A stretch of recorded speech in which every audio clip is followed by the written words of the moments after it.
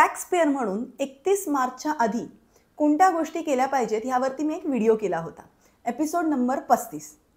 अपेक्षा करते की तुम्ही त्या गोष्टी केल्या आहेत, आणि नाही तर अजूनही तो व्हिडिओ तुम्ही पाहू शकता। व्हिडिओची लिंक स्क्रीनवरती आहे।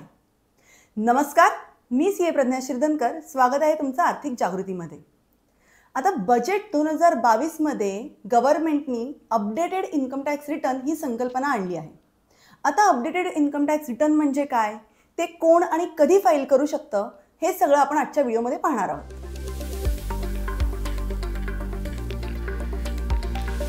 प्रत्येक फायनान्शियल इयरचं इन्कम टॅक्स रिटर्न भरणं फार गरजेचं आहे, आणि ते तुम्हाला 31 जुलैच्या आधी फाईल केलं पाहिजे। आता जर तुम्ही 31 जुलैला फाईल करायला विसरलात किंवा फाईल केलेल्या रिटर्नमध्ये काही चुका झाल्यात तर 31 डिसेंबरपर्यंत तुम्ही ते सुधारू शकता। आणि ही पण डेट जर तुमची मिस झाली असेल तर तुमच्याकडे आता एकच पर्याय आहे, तो म्हणजे काय, तर updated income tax return. Updated income tax return financial year संपल्यानंतर जो काही असेसमेंट इयर आहे तिथपासून 2 वर्षाच्या आत फाईल करता येईल। उदाहरणार्थ फायनान्शियल इयर 23-24 आहे, त्याचं असेसमेंट इयर आहे 24-25। आता 24-25 नंतर 2 वर्ष म्हणजे मार्च 27 पर्यंत तुम्हाला अपडेटेड रिटर्न फाईल करता येईल। आता अपडेटेड रिटर्न कोण फाईल करू शकतो, तर 1 ज्यांचं इन्कम टॅक्स रिटर्न फाईल करायचंच राहिलेलं आहे, आणि 2 ज्यांच्याकडनं चुका झालेल्या आहेत।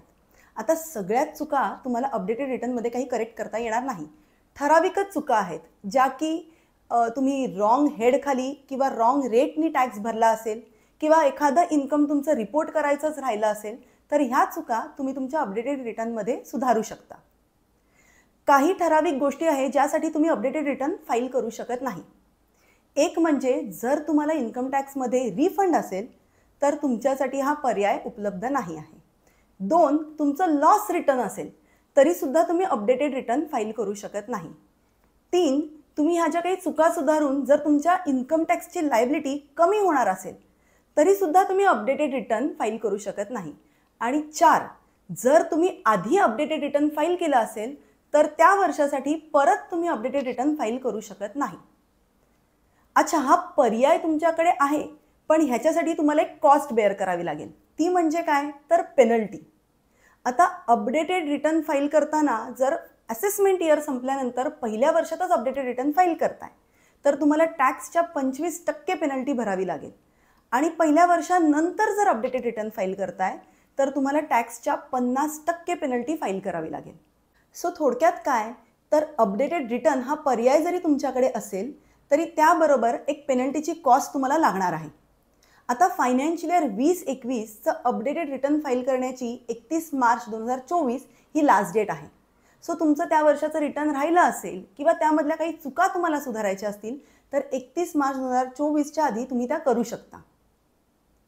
सर्वात महत्त्वाची गोष्ट म्हणजे काय की अपडेटेड रिटर्न फाईल करण्यासाठी तुमचं आधार कार्ड आणि पॅन कार्ड लिंक असणं गरजेचं आहे।